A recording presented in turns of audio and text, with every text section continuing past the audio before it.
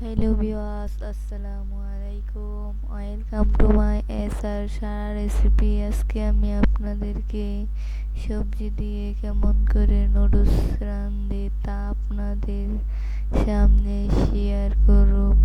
আশা করি আমার ভিডিওটি শেষ পর্যন্তই দেখে যাবেন। এখন আমি একটা কড়াইয়ে দিয়ে দিয়েছি তেল। পেঁয়াজটা ভেজে নেব আগে। কতক্ষণ পেঁয়াজটা ভেজে নিয়ে এখন আমি ফুলকপিটা দিয়ে দিলাম। ফুলকপিটা দিয়ে একটু নাড়িয়ে নেব কিছুক্ষণ। এখন আমি গাজর কুচি দিয়ে দিয়েছি।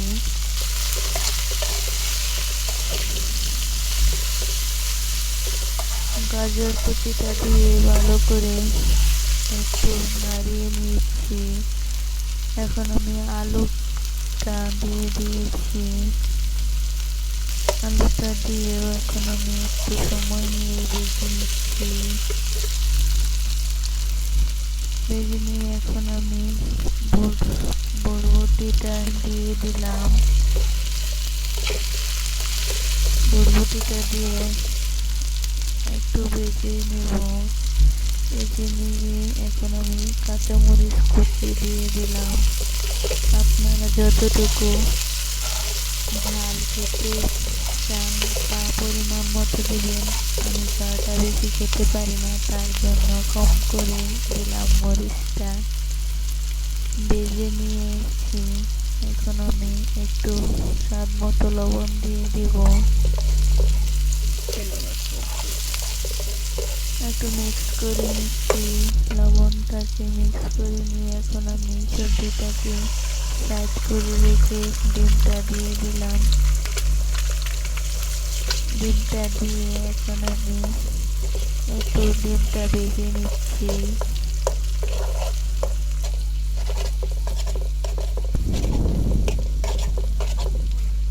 একটু কুচি কুচি করে নিচ্ছি ডিমটাকে নিয়ে এখন আমি সবগুলো উপকরণ মিশিয়ে নিচ্ছি।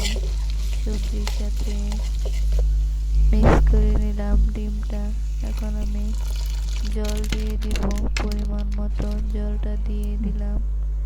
এখন আমি নুডলসটা ভেঙে দিয়ে দিচ্ছি সিদ্ধ হওয়ার জন্য।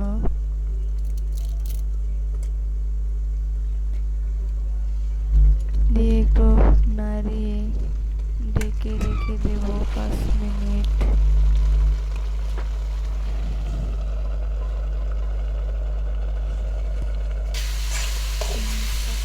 রেখে দেওয়ার পর এখন আমি ঢাকনাটা খুলে নিয়েছি। দেখুন নুডলসটা কেমন হয়েছে আমার। এখন আমি নুডলসের মশলাটা দিয়ে দিচ্ছি। দুটো নুডলস দিয়েছি, তার জন্য দুটো মশলা দিয়ে দেব। দিয়ে একটু নাড়িয়ে নিচ্ছি। তারপর আর অর্ধেকটা দিয়ে দিয়েছি।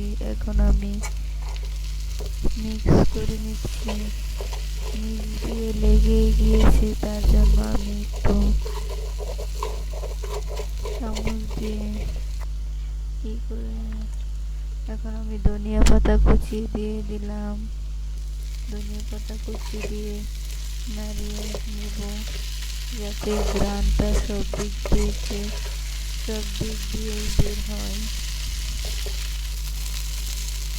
পুরোটার সাথে মিক্স করে দিচ্ছি আমি ভালো করে।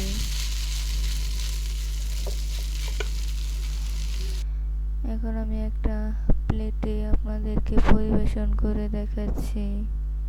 আমার ভিডিওটি ভালো লাগলে সাবস্ক্রাইব করবেন, বেল বাটনটি অন করে রাখবেন পরবর্তী ভিডিওর নোটিফিকেশন পাওয়ার জন্য।